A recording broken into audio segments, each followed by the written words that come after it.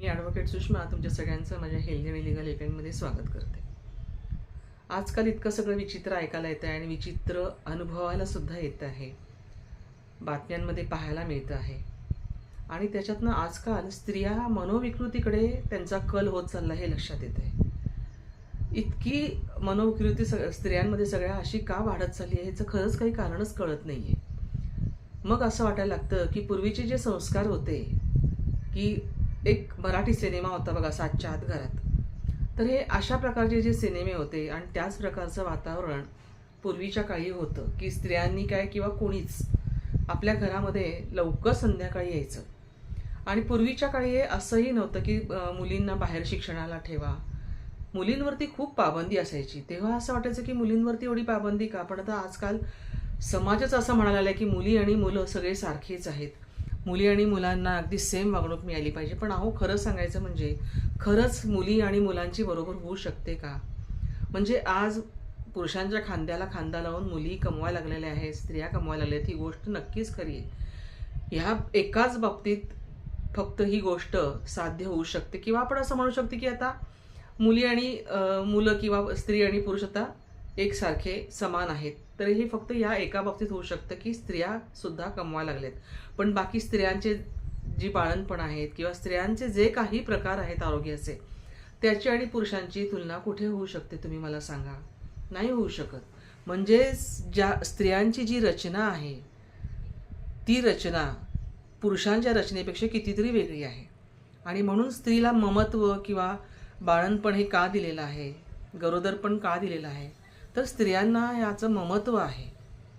पण आजकाल ते ममत्वच संपलेलं आहे. आता हे इतकं सगळं या जगामध्ये म्हणजे आपल्याला ऐकायला मिळतं की स्त्रिया त्यांचं एक आपण म्हणतो ना ज्याला शील जपणं, ते सगळं त्यांनी सोडूनच दिलं आहे. हो, त्यांना त्याची काही गरजच आजकाल वाटत नाही. त्यांना असं वाटतं की हां, त्याच्यात काय एवढं, म्हणजे आयुष्य आहे तर एन्जॉयमेंट करून घ्या, या नावाखाली स्त्रिया काय वाटेल ते करायला लागलेले आहेत. आणि नुसतं स्वतःचंच करत नाही आहेत, तर ते कधी कधी पुरुषांचं सुद्धा नुकसान करत आहेत. म्हणजे पुरुष तर आहेतच, जे स्त्रियांना असं अक्षरशः नोचून नोचून घेतात. आणि स्त्रियांना हे समजण्याची सुद्धा अक्कल येत नाही आहे की आपल्याला कोणीतरी वापरतं आहे किंवा आपल्याला कोणीतरी गोड बोलून फसवतं आहे, आपल्याकडनं जे नको आहे ते सगळं काढून घेतो आहे. तेव्हा आपण थोडंसं जपून राहायला पाहिजे, जपून वागायला पाहिजे.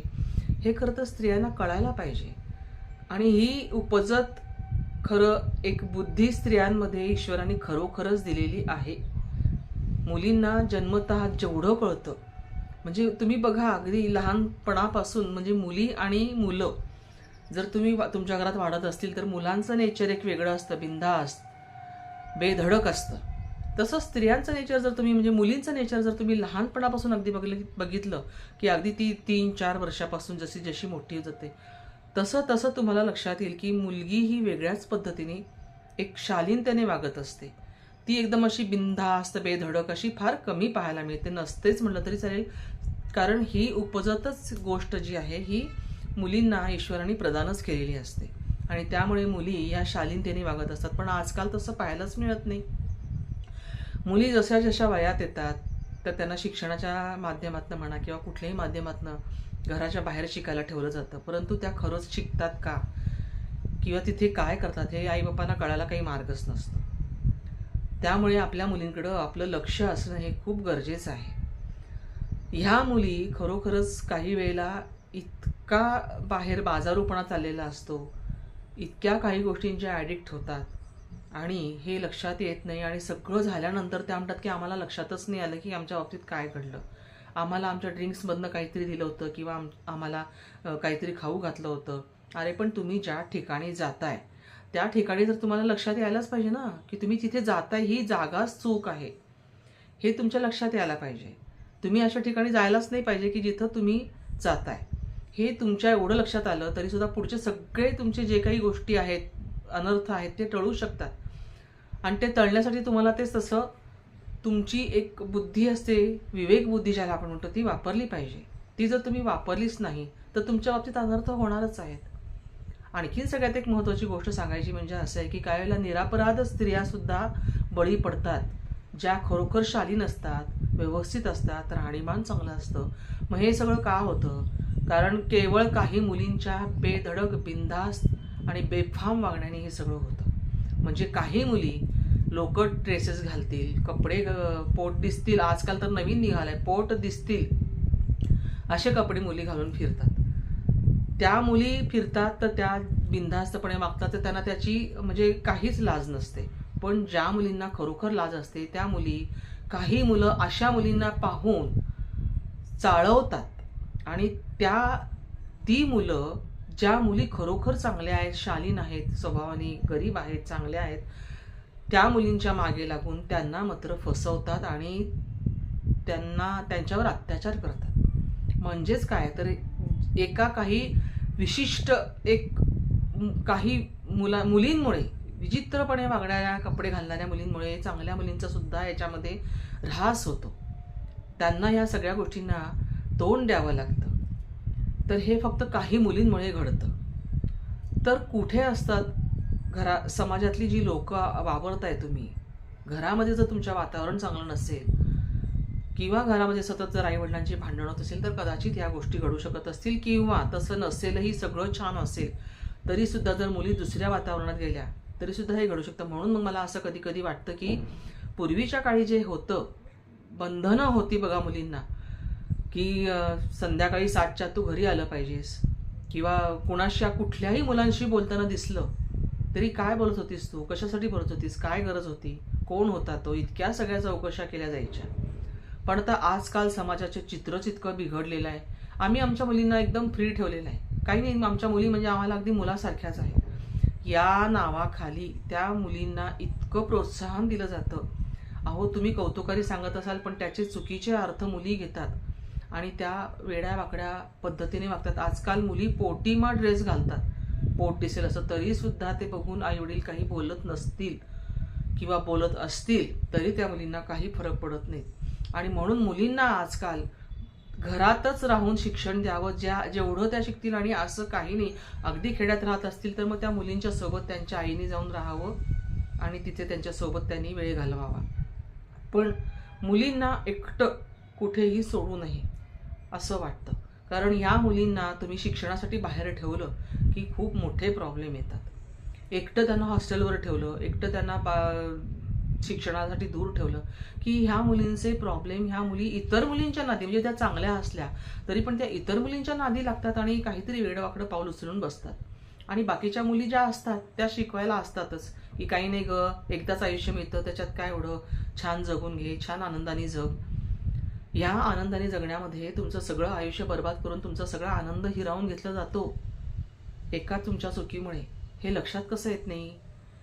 तर हे लक्षात यायला पाहिजे. आणि त्यासाठीच आता आजकाल मीडियावरती बघा तुम्ही, मला तर कधी कधी इतकं आश्चर्य वाटतं, स्त्रिया सुद्धा मागे नाही आहेत. तुमच्या मुलांना तुम्ही दूध पाजताय ते तुम्हाला मीडियावरती कशाला दाखवायला पाहिजे? सोशल मीडिया का हवाय तुम्हाला? यूट्यूब का हवाय तुम्हाला? चक्क त्यांचं सगळं दूध पिताना सगळं दाखवतात त्या, सगळं. गरज असते का? तुमच्या मुलाला आई दूध पाजते म्हणजे त्यामध्ये एक वात्सल्य असतं, एक प्रेम असतं. ते तुम्ही उघडपणे सगळ्यांच्या समोर मांडताय कशासाठी? आणि कोणीतरी व्हिडिओ तुमचं शूट करताय, तुम्हाला सांगता येत नाही की नाही असा व्हिडिओ शूट नका करू तुम्ही, असं सांगता येत नाही तुम्हाला? म्हणजे तुम्ही एवढी लाज सोडली आहे का की तुमच्या मुलाला दूध पाजताना सुद्धा तुम्ही मीडियाला दाखवता? बरं, ती मुलं तान्ही पण नसतात बरं का, हे आणखीन विशेष आहे. चांगली घोडमी मुलं असतात, ती 4-4, 5-5 वर्षाच्या मुली दाखवल्या आहेत, मुलं दाखवली आहेत. एवढी घोडमी मुलं दूध पिताना दाखवतात सोशल मीडियावरती, सगळं उघडं, सगळं खुशालवरती करतात. आणि म्हणजे याला काय अर्थ आहे का? हे तुम्ही सगळी लाज सोडून जर स्त्रिया अशा वागायला लागल्या तर त्या घरात काय चांगले संस्कार राहतील किंवा समाजात काय चांगलं चित्र उभं राहणार आहे मला सांगा? हे जे सगळं चित्र आहे, हे चित्र अतिशय खराब चित्र आहे. का हा समाज बिघडत चाललेला आहे? म्हणजे आम्ही पुरुषांच्या बरोबर खांद्याला खांदा लावून काम करतो असं म्हणत म्हणत नको ती कामं सुद्धा सुरू झालेली आहेत. तर ही कामं आता खरोखर बंद व्हायला पाहिजेत कुठेतरी. म्हणजे ह्या सगळ्यावरती सरकारला जेवढं जमतंय तेवढं ते प्रयत्न करतायत, पण सरकारपेक्षा सुद्धा घरातनं फार गरज आहे त्याची. अनेक घरांमध्ये मुली बाहेर शिकायला असतात. खूप घरांमध्ये मी आमच्याच काही ओळखीच्यांमध्ये मी पाहिले की त्यांची नातलग, म्हणजे ते नातलग असतात, त्यांच्या घरी ते राहतात, किंवा त्या आया स्वतः जाऊन त्यांच्यासोबत राहतात, घर भाड्याने घेऊन. तो पैसा दिलेला परवडतो भाड्याचा. आणि शेवटी मुलींना तुम्ही बाहेर शिकायला ठेवता म्हणजेच तुम्हाला परवडत आहे, ऐपत आहे म्हणूनच ठेवताय ना तुम्ही शिकायला. मग घ्या ना, घर घ्या, तिथं तुम्ही मुलींच्या सोबत राहा आणि मुलींच्या सोबत राहून त्यांच्यावर चांगले संस्कार करा. आता 2 दिवसापूर्वीची एक केस घडली. लग्न ठरतंय, मुलगी ढकलते होणाऱ्या नवऱ्याला खाली ढकलून देते. का तर तिचा लवर तिच्यासोबत. म्हणजे ही किती भयंकर घटना आहे. तुम्हाला लग्न नको आहे नाही सांगा ना. तुम्ही दुसऱ्याच्या मुलाला असं ढकलून देण्याचा तुम्हाला काय अधिकार आहे? कोणी दिला आहे तो तुम्हाला अधिकार? तो मुलगाही कोणाचा तरी मुलगा आहे, त्याला आई बाप आहे. अशा पद्धतीने वागणं, अशा पद्धतीने बेफाम मुली कशा वागू शकतात हेच कळत नाही आहे. तुम्ही ह्या गोष्टीला जर घरातनं विरोध केला तर असं होणारच नाही. अहो, जाणाऱ्या त्या मुलाचा तर जीव गेलाच, पण तुमच्या मुलीचं सुद्धा आयुष्य चांगलं होणार आहे का? नाही.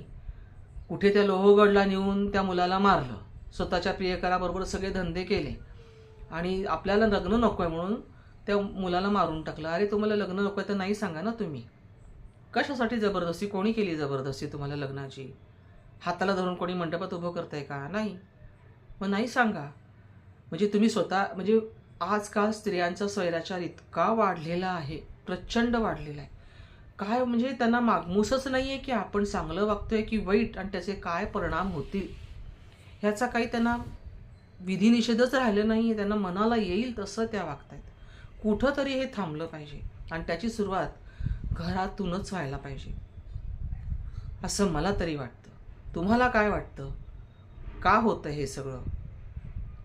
बघा, विचार करा आणि नक्की सांगा की का असं होतं आहे, काय करायला पाहिजे नेमकं.